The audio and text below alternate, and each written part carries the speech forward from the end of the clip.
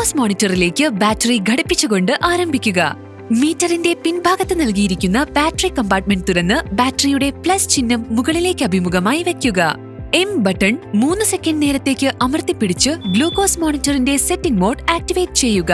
Activate ആയാൽ സ്ക്രീനിൽ മാസം ബ്ലിങ്ക് ചെയ്യും. ഒപ്പം സ്ക്രീനിൽ സെറ്റ് എന്ന് കാണിക്കുകയും ചെയ്യും.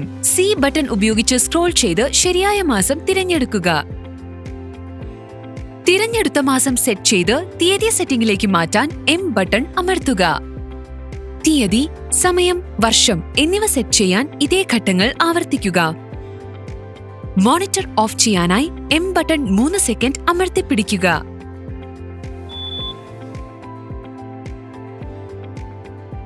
ലാൻസിംഗ് ഉപകരണം സജ്ജീകരിക്കാൻ സ്ക്രൂ അഴിച്ച് അത് തുറക്കുക. തുടർന്ന് അതിൽ ഒരു പുതിയ ലാൻസെറ്റ് ഘടിപ്പിക്കുക. സൂചി വെളിവാക്കാൻ ലാൻസെറ്റിന്റെ ക്യാപ്പ് തിരിച്ച് നീക്കം ചെയ്യുക. ക്യാപ്പ് മാറ്റിവെക്കുക. അത് കളയരുത്. ലാൻസിംഗ് ഉപകരണം അടയ്ക്കുക. ചർമ്മത്തിന്റെ കട്ടി അനുസരിച്ച് കുത്താനുള്ള ആഴം ക്രമീകരിക്കുക. ഉപകരണം ലോഡ് ചെയ്യാൻ ലാൻസിംഗ് ഉപകരണത്തിന്റെ അഗ്രം ഒരു കൈയിൽ മുറുക്കെ പിടിക്കുക. മറ്റൊരു കൈകൊണ്ട് സ്ലൈഡിംഗ് ബാരൽ പുറത്തെടുക്കുക. ഇപ്പോൾ വെളുത്ത ആരോ മോണിറ്ററിലേക്ക് ചൂണ്ടുന്ന വിധത്തിൽ മുകളിലേക്ക് അഭിമുഖീകരിക്കുന്ന പോലെ മോണിറ്ററിന്റെ സ്ട്രിപ്പ് ബോട്ടിലിലേക്ക് ഒരു ടെസ്റ്റ് സ്ട്രിപ്പ് തിരുകുക. മോണിറ്റർ സ്വയമേ ഓണാവുകയും ഒരു രക്തചിഹ്നം സ്ക്രീനിൽ മിന്നുകയും ചെയ്യും. ഉപകരണം ഇപ്പോൾ പ്രവർത്തിക്കാൻ തയ്യാറാണ്. രക്തം വീഴ്ത്താൻ ലാൻസിംഗ് ഉപകരണം ഉപയോഗിച്ച് വിരലിന്റെ വശത്തായി ചേർത്ത് റിലീസ് ബട്ടൺ അമർത്തുക.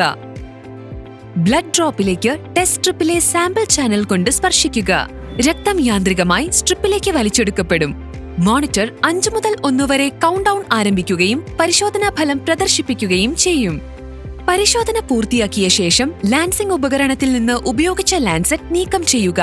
മറ്റൊരാൾക്ക് ഹാനികരമാകാതിരിക്കാൻ അതിന്റെ സൂചി ലാൻസെറ്റ് ക്യാപ്പിലേക്ക് കയറ്റിവെക്കുക. തുടർന്ന് ഉപയോഗിച്ച ടെസ്റ്റ് സ്ട്രിപ്പിനൊപ്പം ലാൻസെറ്റ് ഉപേക്ഷിക്കുക.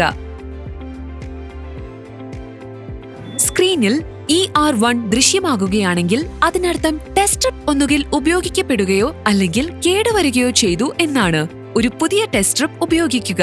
ER2 ദൃശ്യമാവുകയാണെങ്കിൽ സ്ക്രീനിൽ രക്തചിഹ്നം പ്രത്യക്ഷപ്പെടുന്നതിനു മുൻപ് രക്തസാമ്പിൾ ടെസ്റ്റ് സ്ട്രിപ്പിൽ ഉപയോഗിച്ചു എന്നാണ് അർത്ഥം. ഒരു പുതിയ ടെസ്റ്റ് സ്ട്രിപ്പ് ഉപയോഗിച്ച് രക്തചിഹ്നം പ്രത്യക്ഷപ്പെട്ടതിനു ശേഷം രക്തസാമ്പിൾ എടുക്കുക.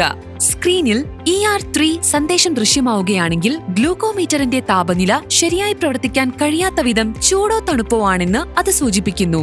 പ്രവർത്തന താപനില 10 ഡിഗ്രി സെൽഷ്യസ് മുതൽ 30 ഡിഗ്രി സെൽഷ്യസ് വരെ ആയിരിക്കണം.